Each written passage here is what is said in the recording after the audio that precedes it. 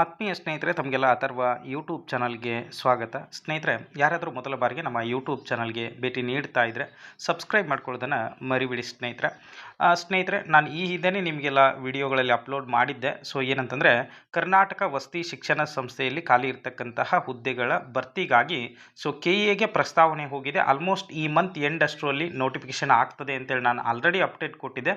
So almost ಎಷ್ಟೋ ಜನ ಅದು ಫೇಕ್ ಅಂತ ಹೇಳಿದ್ರಿ. ಸೊ ಇವಾಗ ಅಧಿಕೃತವಾಗಿ KEA ಮುಖ್ಯ ಕಾರ್ಯದರ್ಶಿಯಾಗಿರ್ತಕ್ಕಂತಹ ಪ್ರಸನ್ನ ಸರ್ ಅವರು ಒಂದು ಪ್ರೆಸ್ ಮೀಟಲ್ಲಿ ಹೇಳಿದ್ದಾರೆ.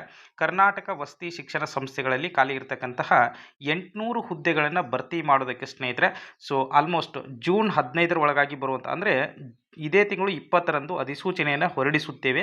ಈ ಪ್ರಸ್ತಾವನೆಗಳಿಗೆ ಜೂನ್ 23ರಿಂದ ಜುಲೈ 18ರವರೆಗೆ ಅರ್ಜಿ ಆಹ್ವಾನಿಸಿ ಪರೀಕ್ಷೆ ನಡೆಸಲು ವೇಳಾಪಟ್ಟಿಯನ್ನು ಸಿದ್ಧಪಡಿಸಿದ್ದೇವೆ. ಅಂದರೆ ಈ ತಿಂಗಳು 20ನೇ ತಾರೀಕಿಗೆ ನೋಟಿಫಿಕೇಶನ್ ಅಂತಕ್ಕಂಥದ್ದು ಹೊರ ಬರ್ತದೆ ಸ್ನೇಹಿತರೆ. ಸೊ ಜೂನ್ 23ರಿಂದ ಜೂನ್ 23ರಿಂದ ಜುಲೈ 18ರವರೆಗೂ ಕೂಡ ನಿಮ್ಗೆ ಅರ್ಜಿ ಹಾಕೋದಕ್ಕೆ ಅವಕಾಶವನ್ನು ಕೊಡ್ತಾರೆ.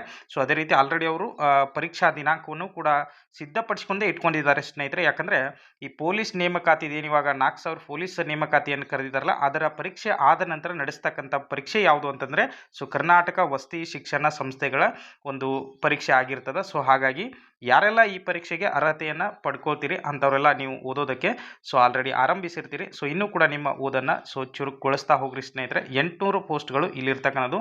ಯಾವ್ಯಾವ ಪೋಸ್ಟ್ ಎಷ್ಟೆಷ್ಟಿದೆ ಅಂತ ಹೇಳಿ ನಾನು ಆಲ್ರೆಡಿ ಹೇಳಿದ್ದೀನಿ. ಸೊ ಕನ್ನಡ ಪೋಸ್ಟ್ 100 ಇದೆ, ಇಂಗ್ಲೀಷ್ 150 ಇದೆ. ಸೊ ಈ ರೀತಿಯಾಗಿ ಸುಮಾರು ಒಂದು 800 ಪೋಸ್ಟ್ಗಳು ಇರ್ತಕ್ಕಂಥದ್ದು.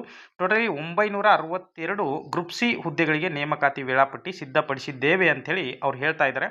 ಅಂದರೆ ಇವು 800. ಅದೇ ರೀತಿ ಇಲ್ಲಿ ಏನಿದಾವಲ್ಲ 122, 18, 12 ಇವೆಲ್ಲ ಕೂಡಿ 962 ಪೋಸ್ಟ್ ಆಗ್ತದೆ.